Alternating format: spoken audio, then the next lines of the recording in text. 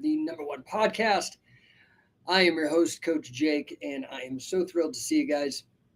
So today, the name of the talk that I came up with for you guys today is the Alchemy of Grit, transforming liabilities into assets. Right? What's up, Wesley? What's up, Mason Remington? Yo, what's up? Give me a number one. Golan Sam, what's up? Assalamu alaikum, dude. Kilpatrick Vince, Johan, Dang Wang. What's up, dude? That's a cool name, Dang Wang. Montana, Joseph Boone, Joseph, who else, man? Zing Wang. That's Scott Ross, Raquino. What's up, Gil Shannon Sr.? Happy to see you. Connor Brigg, Raquino, Brett Martin. Look, guys, hit me with the number one in the chat. Today, having a talk inspired by a podcast I was on the other day. Good buddy Tracy. I will have that up soon and shared across all the social channels. A buddy of mine, Tracy, who's also a fellow 10X business coach. We did a great talk. He gave me a great compliment. He said that the word, he's like, I don't know you that well, but I've had enough talks with you and know you well enough that the word that keeps coming up in my mind to describe you is grit. And I was like, wow, that's a cool, I like that. I can roll with that. I'm down. That was a really cool compliment. But what I'd like to do is I'd like to discuss like what is the definition of grit? And everybody's got different ones. There's a great book out there that I want to talk about by Angela Duckworth called Grit. You should all go get it. Grit by Angela Duckworth. I don't make no money on it. It's a good book. What's up, Terry? What's up, Spag? RLO, Caxelo, Rothak. Dude, you guys got some crazy names. Stellar Steven, what's up, dude? Happy to see you. So anyway, guys, you got questions? You got anything that I can help you with, or you want to tell me to F off, whatever, it's in the chat. Just hit me up in there. Hopefully it's nice. I'm just kidding. But, so on the topic of grit, it's funny because I had a conversation with my dad today, who's actually on the call. So this is nice. But it's funny because this weekend, I got 3 kids, all of them under 17. I got a 11, 14, and 17-year-old. And they were all at the house. And in Colorado on Monday, it was colder in Denver than it was in Antarctica. My dad shared a stat that he saw in the news, 178,000, almost 200,000 homes in the Denver area had frozen pipes. And I was one of them. And so I was without water for 3 days. My wife was gone. I was Mr. Mom by myself. And so we had no toilets flushing, no water to drink, no water to wash dishes, no water to shower, no water to do dishes or laundry. So it was kind of frontier living for a minute, like off grid in the city. It was not fun, but we made do. Then the pipes thawed and burst and flooded my basement again. So I had to deal. I took 5 client calls yesterday, dealt with burst pipes by myself with 3 kids home alone because they couldn't leave. And, my dad brought that up as a case in point about grit. So anyway, long story short, grit. What is it? And what's my definition? My definition might be different than your definition, which might be different than the Merriam-Webster definition. I'm going to ask the internet right now, what is the definition of grit? Okay, this is what it's telling me right now. The definition of grit is a psychological trait or characteristic that involves a combination of passion, perseverance, and a resolute determination to achieve long-term goals despite facing obstacles, setbacks, or challenges. I can see this. I can see where I embody this in some regards. It's the ability to maintain a high level of effort and commitment over an extended period, even in the face of adversity, failures, and difficulties. Grit is often associated with resilience, the willingness to learn from mistakes, and the capacity to stay focused and dedicated to one's objectives. It's about staying committed to a goal or task with unwavering determination, no matter how tough the journey may become. Okay, I think that's a good definition. Now, my definition's a little bit different, and that's why I call this show, Arlo Says, Doing What You Need to Do No Matter What, right? Like, kind of discipline. I think discipline is maybe a function, or is a Grit is a function of discipline, maybe. I don't know. Just throwing that out there. But, I want to talk about my idea of the alchemy of grit. I have maybe a slightly different take. I don't know. Everybody's different.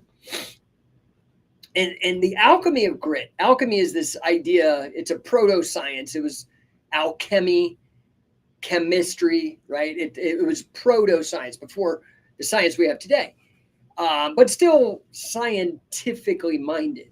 Anyway, it was about transforming one thing into another. In traditional talks about alchemy, when you bring it up, it's always this idea of turning lead into gold, something that's not valuable into something valuable. And I want to talk a bit about the alchemy of turning a liability into an asset. To me, that's the core of grit. That's really the alchemy of grit, is you turn shit into fertilizer, for lack of a better term. Pardon my language. What's up, Rebecca? What's up, Coach Prieto? Jiu-Jitsu Juggernaut. Hello. Paladin of Mars says, damn, that's rough. Yeah, dude, it is. Dad is saying number 1 is backwards behind you. Yeah, on this channel, I can't mirror the screen. So if that's anybody on Instagram, you're going to get the number 1 backwards. If you're on Facebook, if you're on YouTube, if you're on Twitter, if you're on Twitch, if you're on LinkedIn, the number 1 is right, because that platform I have better control. What's up, Rebecca? Getting a shout out from Alaska. I feel bad complaining about the cold when I got people from Alaska, but it was legit, dude. Denver was colder than Antarctica on Monday. 178,000 homes with frozen pipes. And then mine burst, but I got it fixed, right? And this is really where I want to talk about this, right? This idea of grit. And for me, the idea of grit really is about turning these things, these adversities, how do I turn them to my advantage? I think that's maybe how I've gotten a reputation or a vibe or a brand associated with grit. A lot of things I do are gritty. Wrestling might be the grittiest sport, martial art, combat sport, activity ever. Beck Hammery, who's your favorite wrestler? After me? I wasn't that great. My favorite wrestler depends. Catch as catch can. I'm going to go with Billy Robinson. Before that, Golden Age, I'm going to go with Tom Jenkins. MMA, Sakuraba, Frank Shamrock, Josh Barnett, probably in that order. Who else? Scholastic, Wade Chalice, Mark Schultz, probably in that order. Hope that helps you. I don't know if that answers your question. Those are my favorites. Everybody's got their own. Paladin of Mars says John Pesek. Yeah, Pesek was a badass. The Tiger Man was a badass. Charles Olson killed a couple people, though. I don't know if that's good. Arlo, Silver Fox. All right. So anyway, what's up, the Nature Boy? Happy to see you. Okay, so for me, grit really is this idea of transforming, the alchemy of turning a liability into an asset. I'll give you a perfect example. I had a client that came to me. Okay, I charge a lot of money. This guy had to sell some Bitcoin to work with me. Made a sacrifice. I've learned this the hard way. Grant gave me this advice, Grant Cardone. If they don't pay, they don't pay attention. Why do you think school is so expensive? Like school that actually helps you. So anyway, Beck Hammery says, no, it is. Thank you. I think useful. Anyway, so I had this client, great guy, family man, 4 kids, one more than me. And I know what a handful 3 is, 4 kids. And he was struggling, dude. He was struggling. He threw a lot of what he had to work with me. Now we ended up more than doubling his income in our short time. So it was a really good investment. We also got him into a house. He now is an investor in real estate, all kinds of great stuff, right? Anyway, long story short, when this guy met me, 4 kids, like working all day. He was a delivery guy for Amazon and UPS and these other guys. He was a delivery guy, working hard and not making enough money to get ahead, especially with 4 kids. Long story short, his youngest kid has Down syndrome. And, I have an aunt who had Down syndrome. Rest in peace, my Aunt Susie. She's passed on now. But so I'm very sensitive to this as a cause, and I love it. And he was confiding in me that the challenges he had in having a young child that was going to effectively be a child its entire life. They had the remainder of his life. It would always need help, probably, this child. He would always need assistance and help and whatnot. So long story short, I started looking at this and how can we turn this perceived liability into an asset? How do we benefit from it? Well, long story short, we ended up having him help other parents that were struggling with this same issue because he struggled and he overcame and he won and he became a great, great father to this child, but he had a lot of internal things he had to go. Anyway, we set him up with a program and had him write a book. And the book was, which is totally alchemical, clever, if I may say so myself, The Upside of Downs. Perfect metaphor, perfect example of turning a liability into an asset. Now, that there is, like I said, this great book, Grit by Angela Duckworth. I would definitely check it out. Okay. But for me, again, the alchemy of grit is really about turning these liabilities into an asset. That's how you actually do it. That's how you get grit. You can go, it's like these buffalo, speaking of freezing weather, right? I can't remember, it was like a buffalo, I think, but they basically walk into the storm because that's the shortest way that if you walk into the storm, it passes quicker. So ironic, right? Like head into it. Do you know what I'm talking about? You ever seen those memes? And it's like a buffalo of some sort and or a bison. I can't remember what it is, but they're just caked in snow, like totally like, but they went into the storm. This is a perfect example of turning that liability into an asset. I don't know if that's helping you guys, right? But anyway, let's break this down just a little bit. I do think you guys need to go check this book out by Duckworth. I make no money. I think it's a great book on the subject. It's the most academic book to date that I've seen that's in the popular literature. It cites all the psychological research and whatnot for whatever that's worth. Now, we got to break it down into its key components, right? It's like having the first part to me in this alchemy, in changing something from an asset, from a liability into an asset. You don't want to change it from an asset to a liability, but that will happen. That will happen. Everything you have can be an asset or a liability, and they can switch. Something that was a liability can become an asset, and something that was an asset can limit you, right? Sometimes we call that a golden handcuff. Sometimes that's a job.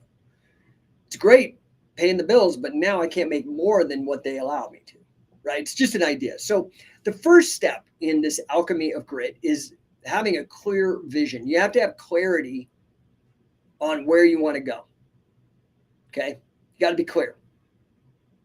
And with that, you need a little bit of fuel. So you're going to have whatever the vision is and back it with some passion.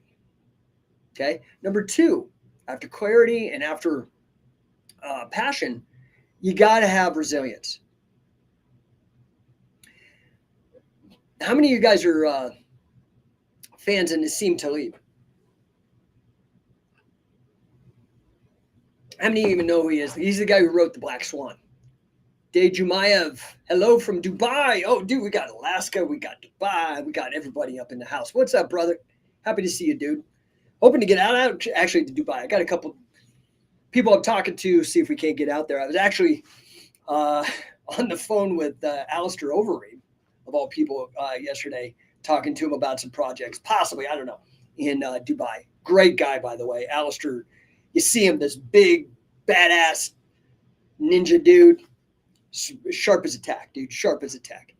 And he's also he's also Dutch, which I'm predominantly Dutch on my mom's side. So anyway, Nassim Taleb has this book, but not Black Swan. That's maybe his most famous book, I would guess. I think that's probably his bestseller, right? Let's see here. Somebody, I can't see you guys on Facebook. This is the only problem. Hey, Jake, I just tuned in. I've been at my submission grappling class. Give me your name. I don't know who that is. It just says Facebook user. Facebook won't give me that information on this platform. Just give me a shout out so I know who that is. Anyway, Nassim Taleb wrote this book called Black Swan. That's where he got most famous. But his follow-up was called Anti-Fragile. And this is a concept. I don't know. I mean, I don't know. He thought he was being clever by reinventing the word or something. I don't know. The Greeks called the concept hormesis, Hormesis. And it's this idea, just like building muscle, you got to destroy the muscle to make it stronger, right? So there's this idea, the way that Talib talks about it is that there's things that are fragile, you hit them, they break. Things that are robust, it takes a lot of hitting to break it.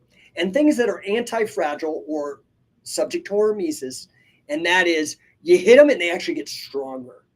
Okay, and again, these are not new concepts. I mean, I'm a fan of Talib, but he's a bit of a blowhard, I'm going to be honest. And he's brilliant, but he's super arrogant about it. Long story short, this bromide by Friedrich Nietzsche, probably my most influential philosopher. I've got a few, but definitely early on influence, and I've just always looked back to him for wisdom throughout the years. That old bromide of if it doesn't kill you, it makes you stronger. Okay, anti-fragile. Well, that's resilience. The ability to bounce back from a setback stronger than before, right? It's not about avoiding failure. It's like that bison. You head straight into it so you can learn the lessons. Fair? Okay, let's see. Parker Midkiff, kind of off-topic question, but since you're around the combat sports community and since wrestling is arguably, not arguably, it is the most important thing in MMA, how do you feel about Conor McGregor versus Michael Chandler? I don't know what you mean. Are you asking me how I'm betting? I'm betting on Chandler. I was talking about this today with another client. I have a software client. They do a lot. They're doing really well, but they need to do a lot better because they're still at risk. They don't have enough money. They don't have that FU money yet, right? And so I was talking to him today about this.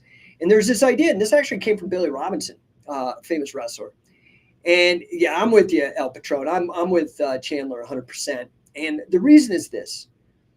What Billy used to call schoolboy champions. And that is like the guy who's a good scholastic wrestler, right? He's a good scholastic wrestler, but he feels like he knows it all. And so he stops growing. So in the small pond, he's the big fish. But we move him to college, and it's full of a bunch of fish his size. He frizzles out because he's not open to learning. He was a schoolboy champion, and he stops there because his ego gets in the way, or he's not hungry. And this is what I've seen with Conor McGregor. I actually am a Conor McGregor fan. I'm also a Chandler fan. I think what Conor has done in some regards is stupid, but I also think what he's done is brilliant. Like, what I like about McGregor is what he's done what I'm trying to do in a different way.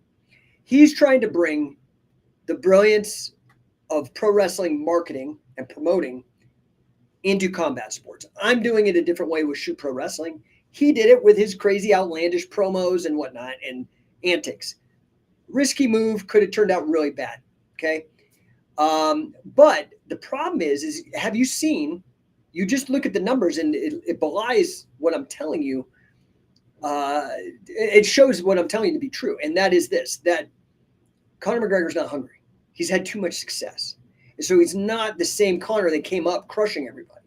He's lost consistently ever since being on the top because he's not setting bigger and bigger goals. He said, I'm at the top of the hill. I'm the top dog. I'm the big guy. No, you're not. And we've seen it. So he's really crushed it because he's figured out the promoting game, which is the most important thing when it comes to money. He's the highest paid athlete in MMA, I think, ever, and especially maybe athlete in terms of work spent in the ring for money paid. I think I saw a stat like that, but he's losing. Chandler's a wrestler. Chandler embraces the grind. If I were betting, I think the smart play is on Chandler. Okay, that's my guess. And again, it has to do with our topic today of grit. And I think that Conor has not set big enough targets for himself in the sport. He won, but he doesn't want to be the dominant guy. He's in his mind at some level. And it's just a goal-setting thing. This is a coaching. To me, this is the domain of the limits of his coaches. His coaches have not been thinking big enough, right? Say MPL3 says, sample, I think that's what it is, wrestling with fame. Yeah, so Aaron Walker says, is it not better for catch wrestlers to just enter BJJ comps and do well in those to grow catch? Seems more useful than just competing catch at a small community. No, you need to do it all. You need to do it all. the difference is it never existed outside of BJJ competitions until I came along.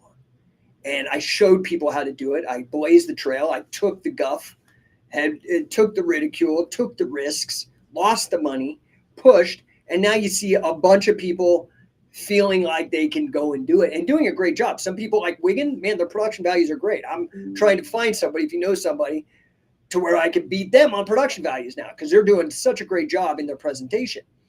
I think they could do better on their booking, and I do think that their rule set still needs refining. They've changed it a lot. I think they've come closer to what I've been doing in allowing chokes and things of that nature. I just, they've got to make it more relevant for what's going on today instead of trying to LARP and keep it. And there's precedent. There was plenty of chokes and catch can, just not the way they did it. In America, Frank Gotch, Evan Strangler Lewis, all these guys would win all the time with chokes. So that's totally lack of grappling literacy if you think there's no chokes and catch can.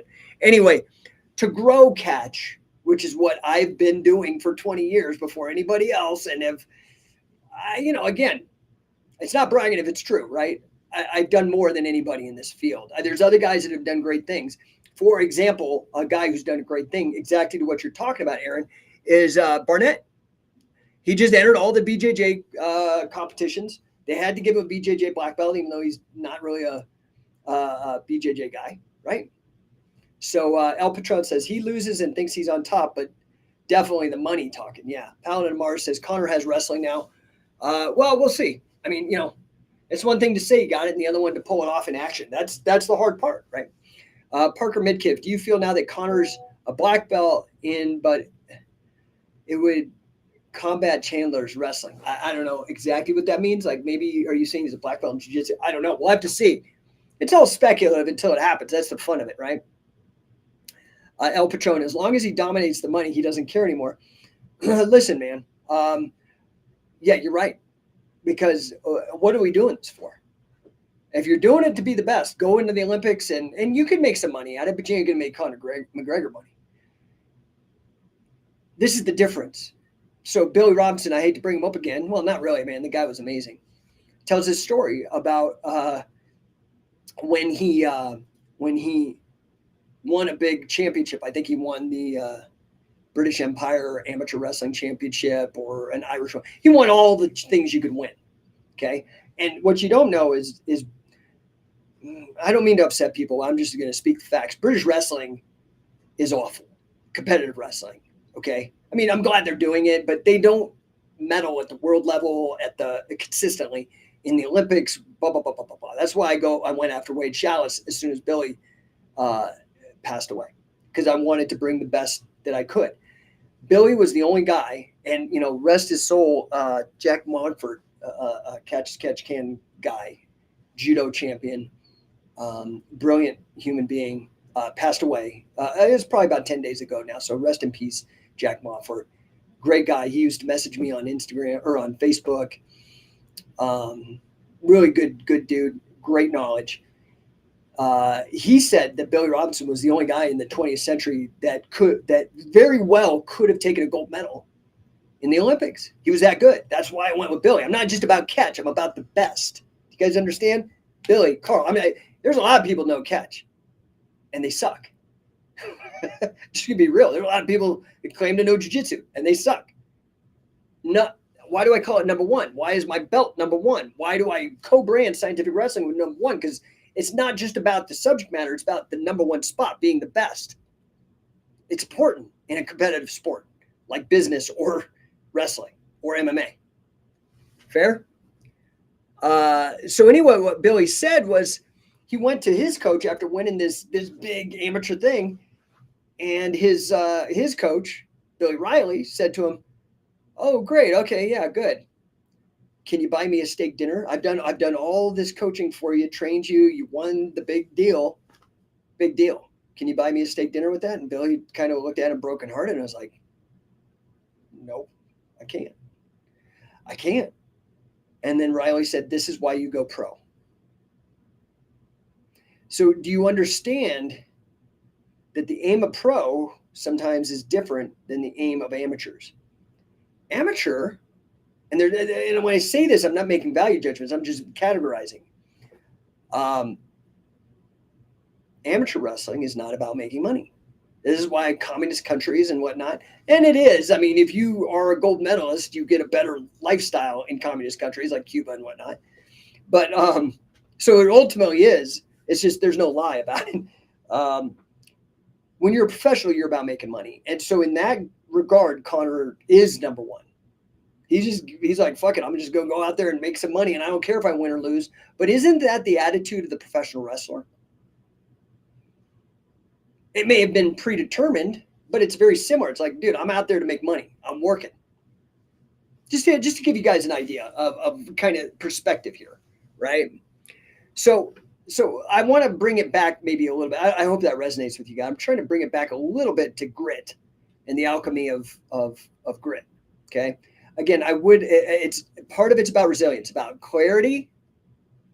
It's about passion, right? It's about resilience, this ability to bounce back. And finally, this is where the rubber hits the road, and where I'm a big fan of this guy he passed away in 2020, Anders Ericsson, Anders Ericsson. He was a researcher on expertise theory. And he's the guy that, like, a lot of this 10,000 hour rule and Malcolm Gladwell's work is based on, Anders Ericsson, right?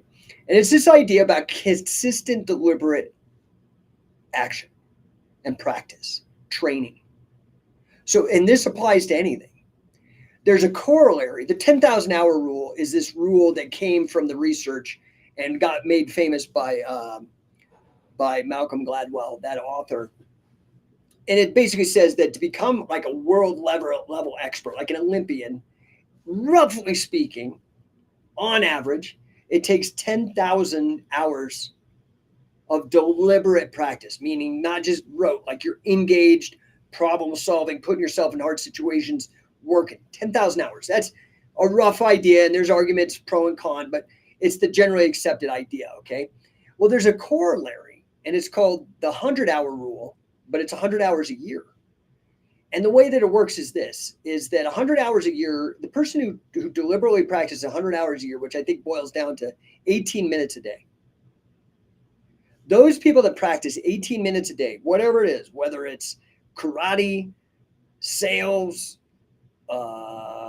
cross-country skiing, guitar, whatever, public speaking, those people that practice 18 hours a day, that's not 10,000 hours, 18 minutes a day, 100 hours in a year, end up in the top 90 percentile of performance for whatever that activity is. And so what's the lesson to take from that? It's deliberate, consistent activity. New friend of mine, Ricky Lundell, I don't know if you guys know him, University Grappling, brilliant guy, field world grappling champion, good friend with Cale Sanderson. He has this concept of 1% better every day. Gabby says, "Hi, Jake. I miss you and the family so much." What's up, Gabby? So happy to see you. Yeah, man, you and your mom got to come down and visit us. Or we just don't get up to Salt Lake that much anymore, but we got to make a deliberate effort to make it happen. Mahib Sharma says, "I'm not devoted into MMA, but I want to prove myself." Okay. Typing it on my feed ain't going to help you. You got to go just get in the mix and go get beat up for a little while and stay in there until you start beating people up. There's no pill. That's how it works if you're a newbie. Anyway, it's this deliberate practice that's the key to a lot of it. It's about putting in the consistent effort every day. So for example, when I'm working with a business client, I'm like, you guys need to be studying and working. In particular, if I'm working with people on the Cardone material, I'll be like, dude, you need to be spending at least 18, 20 minutes learning marketing and sales and scaling and how to do that stuff. If I'm working with an athlete, I'm like, dude, you need to be 18 minutes a day studying tape. You need to be in the gym. You need to get all these things. It's that little consistent effort. Now, if you want to go from being in the top 90% to top 1%, that's where we move from 100 hours a year to 10,000 hours. How long is it going to take you to get to that 10,000 hours? For athletes, You've got an expiration date. By the time you hit 30, a lot of athletes are beat up or they don't have it. They don't have the ability to compete with somebody at 20 physically. A lot of people really hit their pace. Their golden era is not until they hit their 35. But that's because sometimes that's how long it takes people to accumulate 10,000 hours. Oh, going out to, it's James. What's up, James? So we got Alaska, we got Dubai, we got the UK. What's up, brother? Do I believe in the cold water plunge, and what do you think about the possibility of Brock coming back to the UFC? Okay, cold water, I do believe in it. I think it's awesome. I don't think you need to go buy a $10,000 dunk tank. I think that's just showing off. It's cool if you want to do it. I got no problem. You got the money, do it. If you don't got the money, don't do it. That's dumb. Go to a junkyard, get a shitty old cast iron bathtub, put it in your backyard. Go down to 7-Eleven, the ice machine, spend $3 or $4. Or if you're in Colorado, just fill it with water and leave it outside in the wintertime. It's below zero, dude. It's so cold. And you can get it for basically free. But I've also seen some other research. I think Dave, what's that guy's name? Aspie or whatever. I saw some research that he cited, whether it's true or not, I don't know. But you could just do the same by freezing a metal bowl every night and filling it with water and just dunking your head in your chest. And it gives you the exact same physiological effect as dunking your entire body. Whether that's true or not, I'm not 100% sure. Gabby Girl says, I'll try to convince her. Please do. That'd be great. I'd love to see you guys. Stellar Steven, 3 gym visits yesterday. Okay, I'm into that, but it's not about doing 3 visits in one day. It's about doing a visit over 3 days. You know what I mean? Like, and not even that. You got to say, like, for the next year, I'm going to go every day. And if you go 3 times a day, you might injure yourself because fatigue is going to make you slower and more prone to injury. So if you're working to exhaustion, what you want to do, and this is where I think a lot of people get mixed up on stuff. You got to be smart about how you do stuff. So what I would do is I go in and just stretch real quick and get wrestling as hard as I can, learning while my body's fresh. And then when I'm dead, like dead, like I can't lift my arms, then I'm going to go do my strength and conditioning because I don't want to drill sloppy. I'm going to go do strength and conditioning, push my body even harder. Then I'm going to go do my ice bath for recovery. I'm going to go do my collagen and all the other stuff that helps out. So anyway, listen, how do we apply this alchemy of grit to our own lives? How do we actually do that? Okay, number 1, self-awareness, dude. You just got to be aware. It's like, if I don't know there's a $10 bill sitting on the ground, I can't pick it up. You got to stay alert, right?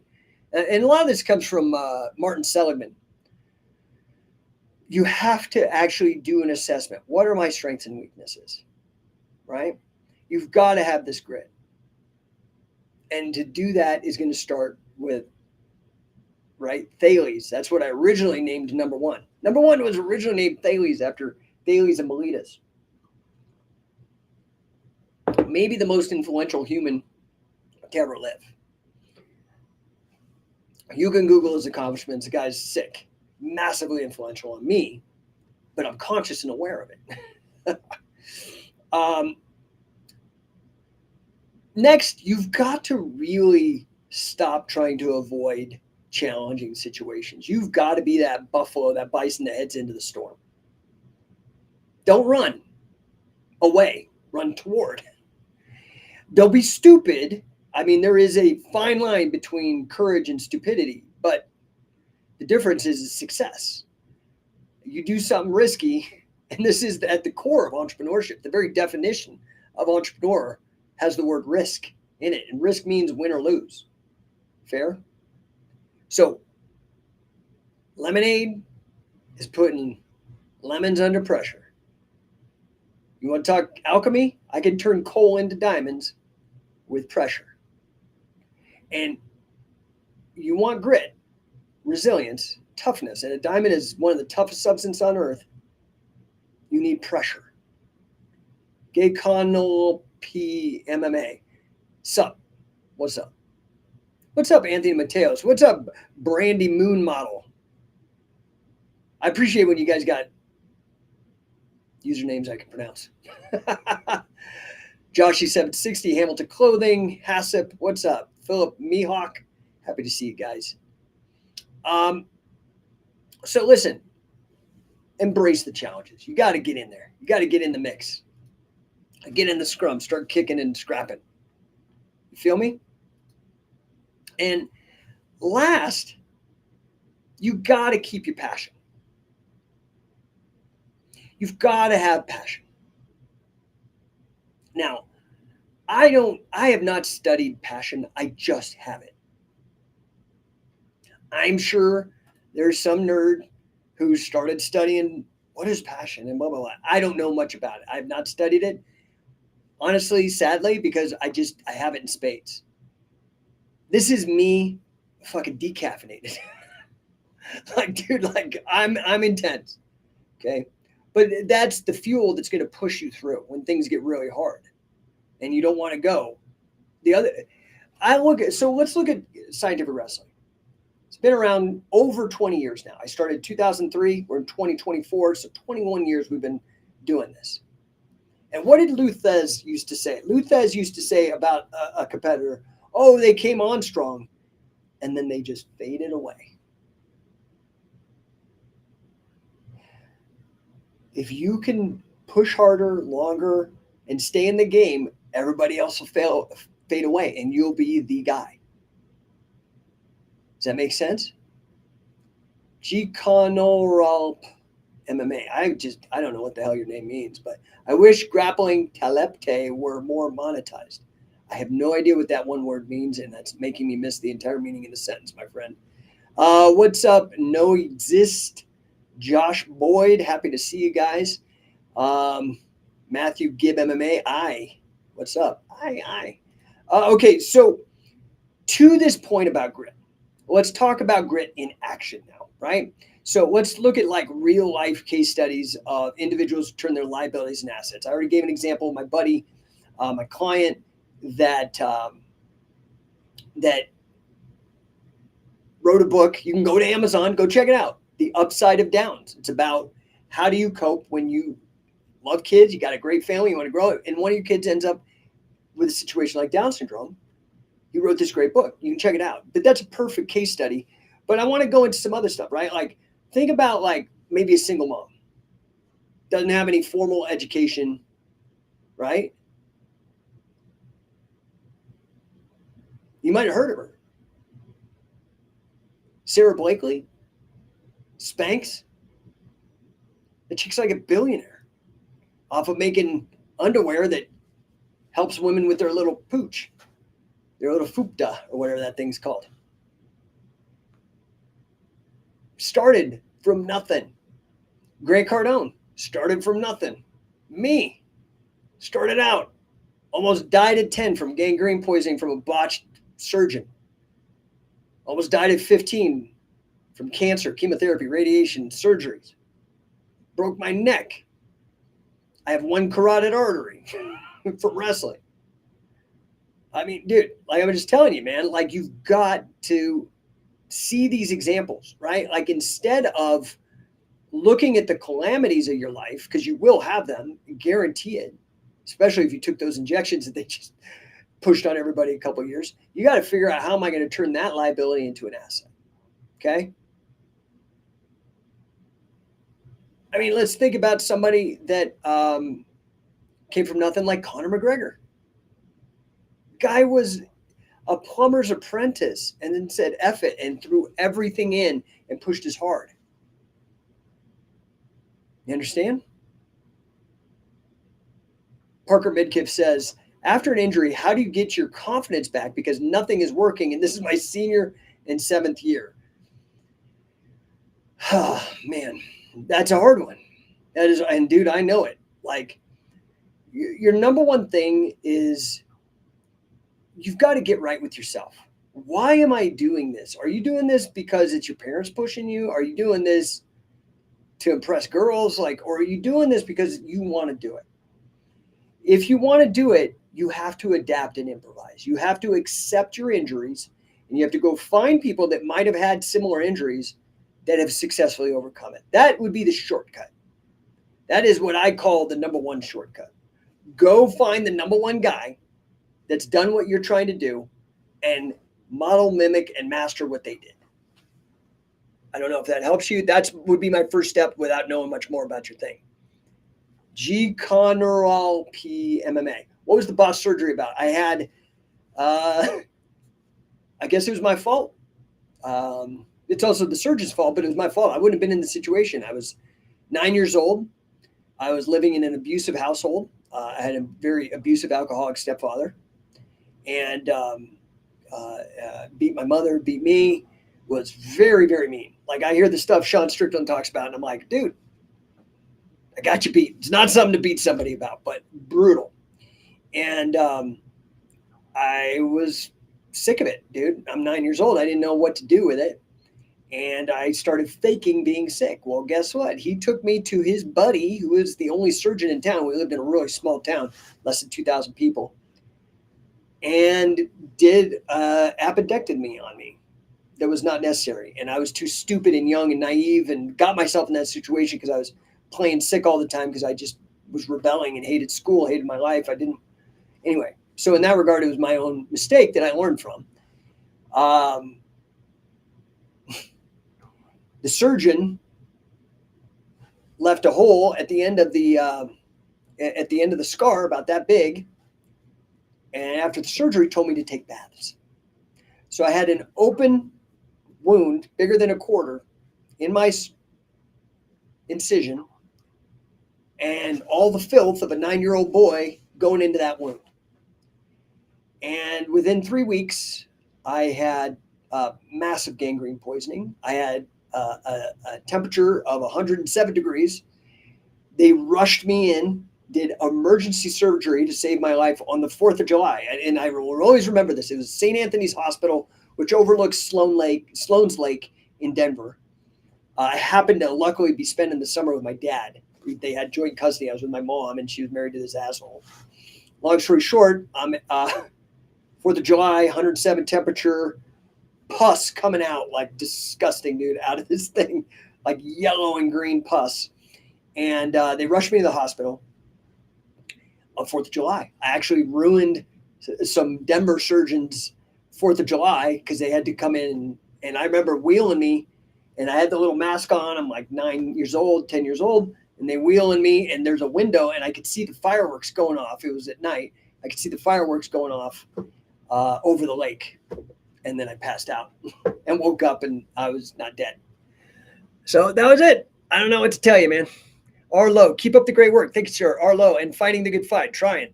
And last but not always, be in the fight. Yes, sir. G-Con MMA says physical therapy and strengthening the injured area, regaining the range of motion and flexibility and mobility. There we go. That's for Parker. Wow. Goddamn, that's terrible. Yeah, that was 9 to 10. And after I nearly died, my dad was like, this is fucking enough bullshit. And he actually got custody of me. My mom ended up leaving him a year later. It was easier, I think, for her to leave than when I was there. Long story short, lived with my dad for about 2 years, 3 years. My stepmom leaves us absolutely dirt broke poor. My dad has a massive heart attack. He nearly dies. I get stressed out. A month later, I get diagnosed with Hodgkin's lymphoma. I'm living with my dad who just had 2 massive heart attacks, one back to back, one and then one in the hospital. And then, I spent the next year in and out of hospitals getting chemotherapy, radiation, and surgeries. And I made it. So I started wrestling in 1977. I was 4 years old. My mom put me in Pee Wee wrestling. My mom grew up in Nebraska on a farm. Wrestling is what you did. My grandpa was into it. My grandpa, I remember, this is the weird cosmic thing. My grandpa on my mom's side, a farmer, used to hook me by his cane and drag me, make me watch old AWA, Vern Gagne, which I know that Billy Robinson was on. So I was probably watching Billy Robinson when I was 4. It's cosmically enough, really weird. And started wrestling and loved it. But then when I moved, the small town didn't have wrestling. I moved back to Denver after my surgery. I started doing Karate Kid came out, started doing karate, got my black belt, then got cancer again. Like in that short window, I got my black belt. Now it is McDojo, so it doesn't matter. much, but it was, accomplishment for a kid. Got my black belt, and then went to college, and I thought that was a big deal. And a roommate of mine said, "Oh, you're a black belt. Well, I'm a green belt in judo. Let's go in the backyard." He beat the shit out of me, threw me all around. I was like at the Boulder Y the next day. Then the UFC came out in Denver. I went live, changed my life. I was like, oh my God, this is amazing. Moved to California to study jiu-jitsu. We're talking 95. Carly Gracie, and also Half Gracie, Kurt Osiander on their South of Mission place, and Carly, which was up more north. Do a fuck ton of challenge matches. I start seeing that as good as I am, the second one of these wrestling guys figures out what I'm doing, I'm toast, that they're superior. So just like my lesson with the judo guy, my roommate, Dan, I was like, dude, I'm going with the number one thing. And so ever since the late 90s, I've been deep diving on everything to do with wrestling, including professional wrestling. Stellar Stevens says, unrelated, but Jesse Ventura is coming to my area for an appearance. Your thoughts on your interview with him? Yeah, ages ago, I did an interview with him. You can Google it. I think it's on YouTube. Man, this is like 12 years ago. He and Billy got along well. Jesse Ventura always puts Billy Robinson over, and I always appreciate that. I'm going to be real. I love Jesse Ventura. I love his guts. I love his sacrifices. The guy was a Navy SEAL, a governor, tried to make a difference. Got censored, deplatformed, had to move to Mexico. Guy's a stud. If you go watch that, his books are great. All of his books are great. If you go and watch the Conspiracy Theory show, man, he was ahead of his day. He's like an Alex Jones where, yeah, unpopular, weird, whatever, but he is right. It's really creepy. Great guy. Love Jesse Ventura. Love Jesse Ventura. More power to Jesse Ventura. All right, guys, I've been on here long enough blabbering about grit, resilience, all that kind of stuff. Grit isn't just for individuals, by the way. It's for teams as well, okay? And it's not just for sports. It really, I wrote a whole book. Here's my book. Backwards for you guys on Instagram, Sportify, okay? Sportify. And the whole book is basically about treating business like a sport, going beyond gamification, this concept that you find in software about badges and leaderboards and stuff. And this is really where martial arts loses it on the belt system. They need to go deeper and get into sport, testing, getting out in the field, winning and losing, right? So it's not just for teams, and individuals grit, and it's not just for sports. You can have an entire team that you teach grit to in basketball, for example, grinding, training, showing up. Kobe Bryant was famous for this. He would be there doing free throws and layups at 4 a.m. And this is a guy who's hungry. He wasn't like Conor McGregor. He was actually doing the stuff that he wanted to win. The money was a byproduct, right? So anyway, long story short, I appreciate you guys joining me. I'm going to answer some of these questions here. So Aaron Walker says, did Billy ever talk about whether he was famous in Wigan? I'm from Wigan, and unfortunately, it seems that the wrestlers of the past have been largely forgotten. I'll tell you a story. The sad state of affairs before we went there, and now I think we've kicked off a revival that, Roy and Andrea have done tremendous of taking that and going. But when I was working with Billy, one of the things he really wanted to do is he wanted to get back to England. He had not been to England in ages. He left, traveled the world, went to India, made a big name in India. In fact, there's still a Billy Robinson annual wrestling tournament in India. Made a big name, obviously, in Japan, made a huge name in the United States. But he was like, dude, I want to go back to England where it all started for me before, it's my home. So we went back in 2011 and we get in the cab, right? Like we arrive at Manchester Airport, and it was the first time we'd been back. We get in the cab, and the driver that Andy Crittenden, who was our host, who helped us get over there and coordinate a lot of stuff overseas that I didn't know about in the places, he got us this driver. Well, ironically, I don't know that he planned this. This seemed rather kind of coincidental. This guy was a martial arts nerd. He's like like we get in the car and he's like, oh, hello, what are you doing? I can't do the accent, but very northern accent. And he's like, what are you guys doing here? And I'm like, oh, we're here to, go to tour martial arts schools. That year we hit like 20 schools. It was grueling. It was a rough schedule. It almost killed me. That's why eventually I ended up expanding, because it was so big and powerful, influential. We had so many tour dates, so many bookings. I had to look at what I had and I was like, dude, who can I bring with me to help? And that's when I first was like, okay, I'm going to start creating this like assistant coach, coaching catch thing that's actually got structure. And that's when we brought on Sam Crescent, who's, 4th degree Brazilian Jiu-Jitsu black belt, great guy. And he was taking it as seriously as I did, showing up as much as he possibly could to anything with Billy. Anyway, long story short, that first year I didn't have him. We get in the car with this guy. This guy, the driver, is like a martial arts nerd. He's telling us everything about Jeet Kune Do, everything about MMA, everything about Bruce Lee, everything about Dan Inosanto, and blah, blah, blah, blah, blah, all this stuff. Like, this guy knows it. And we are literally in Manchester. So we're like an hour away from Wigan, or however far. Like, we're in the north where it originated from. Long story short, he's telling me all this stuff. And I'm like, oh, well, do you know who you're in the car with? And he's like, no, who? And I go, this is Billy Robinson. This is the guy that was like the last to learn the hard style of catch can with submissions, all of that, before it kind of got moved into more of an amateur freestyle Olympic wrestling vibe with the next generation. He was like the last guy to really, really get in there and on the mat with these tough guys like Billy Joyce and whatnot, and have them actually explicitly give him the rub by handing him the title. No bullshit, no made up stories, no did I know this guy or any, like, legit. And the guy didn't know what the fuck I was talking about. I'm like, yeah, catch can wrestling. He had no idea. He's literally next to Bolton, which is the home of the birthplace of catch can, and Wigan, where so many people did it. No clue. And this guy was like an aficionado. So you're right, Aaron. It's a shame. However, that tour, we lit a spark from the north to the south. We went everywhere, man. We went like literally everywhere. All the way down south to London, all the way to Wigan, all the way, I can't remember the name of this town. It's right by Scotland and Doncaster in the Midlands. We were everywhere. Dude, it was like booking.